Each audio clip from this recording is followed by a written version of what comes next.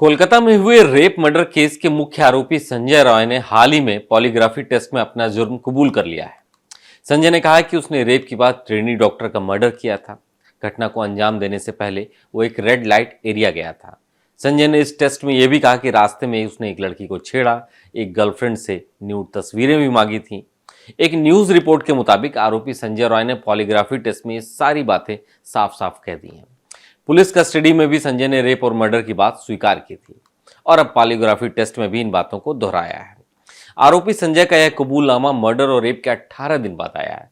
हालांकि polygraphy test अदालत में कोई साक्ष्य नहीं है, लेकिन इस टेस्ट में आरोपी संजय राय ने जो जो बातें कही हैं वो हैरान कर देने वाली हैं। न्यूज रिपोर्ट के मुताबिक पॉलीग्राफी टेस्ट के दौरान भी आरोपी संजय राय शांत था और उसका बर्ताव कहीं से भी अव्यवहारिक नहीं था।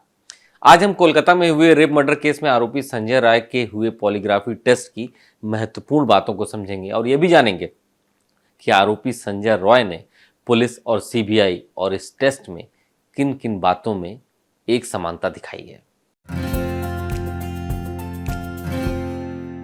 नमस्कार, मेरा नाम है अभिषेक पांडे और आप देख रहे हैं डेली लाइन। क्या कोई रेप और कत्ल जैसी भयानक वारदात को अंजाम देकर बिल्कुल शांत और बेफिक्र रह सकता है?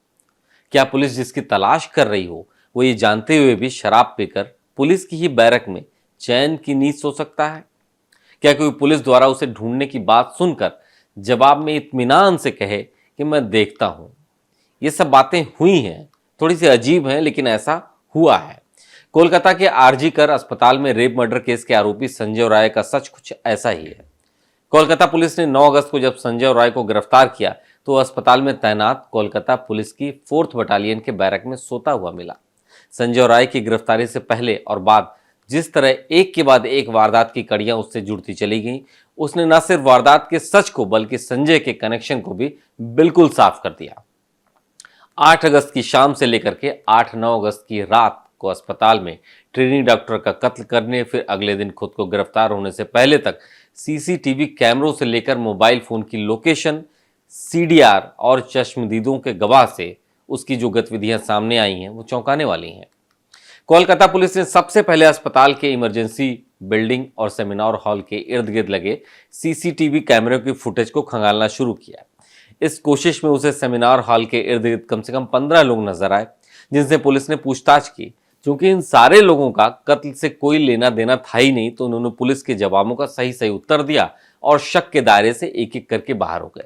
लेकिन एक शख्स ऐसा था जो अब भी पुलिस की जद में नहीं आया था, क्योंकि वो वारदात को अंजाम देने के बाद पुलिस की बैरक में जाकर सो गया था, वो भी नशे में धुत होकर।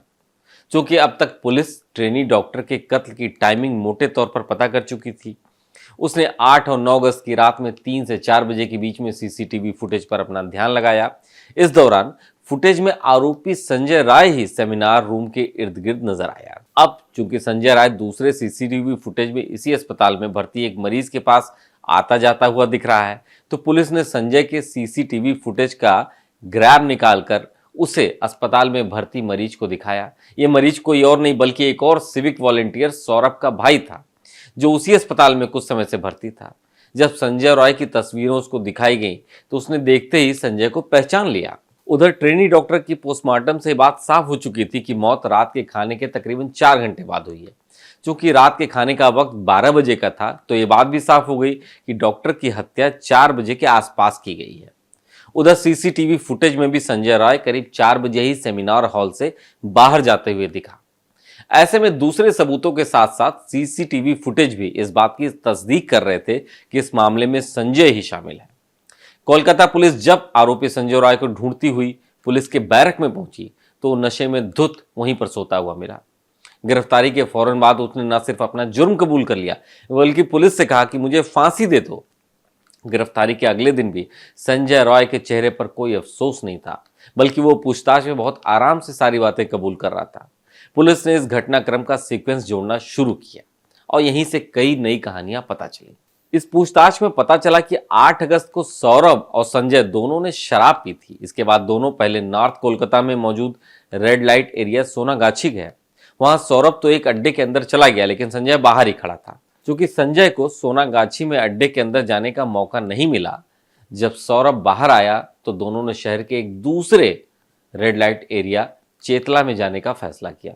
यहां भी संजय का दोस्त सौरभ जिस फरोशी के अड्डे के अंदर चला गया, लेकिन संजय यहां भी बाहर ही खड़ा था। तफ्तीश में साफ हुआ कि वहां खड़े खड़े ही उस रात संजय ने अपनी गर्लफ्रेंड को फोन किया और उसने वीडियो कॉल पर बात भी की। गर्लफ्रेंड से उसने कुछ उसकी प्राइवेट तस्वीरें भी मांगी। जब पुलिस ने पूछा कि वो रेड लाइट एरिया के अंदर क्यों नहीं गया, तो उसने कहा कि उसके पास पैसे ही नहीं थे। रेड लाइट एरिया से लौटने के बाद आरोपी संजय राय वापस अस्पताल लौट आया, जहां आरोप है कि संजय ने ट्रेनी डॉक्टर से रेप और मर्डर की वारदात को अंजाम दे डाला। वारदात के अगले दिन 9 अगस्त की रोज भी संजय बेहद रिलैक्स था और वो खुश नजर आ रहा था।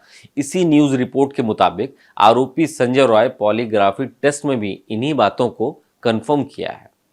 फिलहाल कोलकाता के आरजी कर मेडिकल कॉलेज और अस्पताल में हुए रेप और मर्डर का मुलजिम संजय राय जेल में है। उसको पहले कोलकाता पुलिस ने गिरफ्तार किया, फिर केस सीबीआई को ट्रांसफर होने के बाद पुलिस ने उसे उसके हवाले कर दिया। लेकिन आखिर संजय के खिलाफ वो कौन सबूत है जिसके चलते पहले पुलिस और अब सीबीआई भी उसे ही इस केस का इकलौता मुलजिम मानकर आगे जांच कर रही है। सबूत इकट्ठा करने की इस प्रक्रिया के दौरान पुलिस ने कई स्वतंत्र गवाहों और डॉक्टर्स के बयानों को भी दर्ज किया। और तो और जब पुलिस ने संजय रॉय को 9 अगस्त को गिरफ्तार किया तो उसके शरीर पर पिछली रात ट्रेनी डॉक्टर के साथ की गई मारपीट और ज्यादती के निशान मौजूद थे।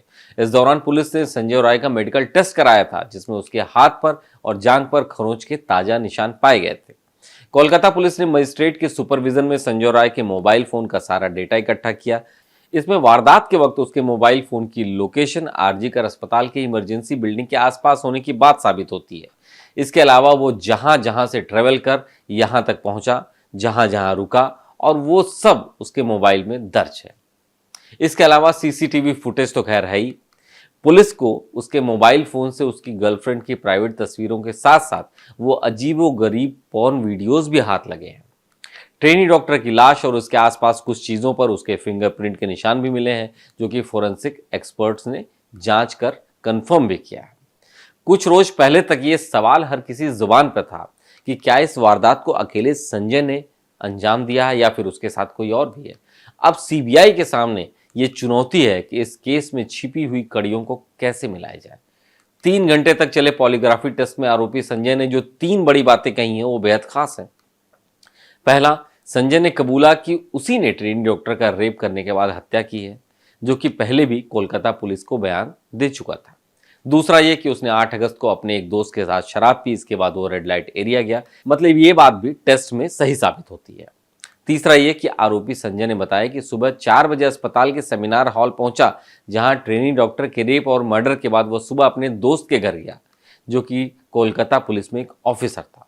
सीबीआई ने दावा किया है कि पॉलीग्राफी टेस्ट में जो बातें, जो कड़ियां जोड़ी गई थी वो सही साबित हुई हैं। और सीबीआई ने अदालत में भी ये दावा किया है कि गिरफ्तारी के बाद संजय ने अपना जुर्म कबूल कर लिया है। कोलकाता पुलिस के बाद सीबीआई अब इस जांच को आगे लेकर के जा रही है। पॉलीग्राफी टेस्ट के बाद और इलेक्ट्रॉनिक एविडेंस से कई ऐसे साक्ष्य मिले हैं जो स्पष्ट कर रहे हैं कि संजय रॉय ने इस विभत्स घटना को अंजाम दिया। लेकिन इसके पीछे और कौन सी कड़ियां हैं, अब ये तलाशना सीबीआई का काम है। तो आज के डेली लाइन एक्सप्लेनर में फिलहाल इतना ही। ऐसे ही और जानकारी वाले वीडियोस पाने के लिए आप देखते रहिए डेली लाइन।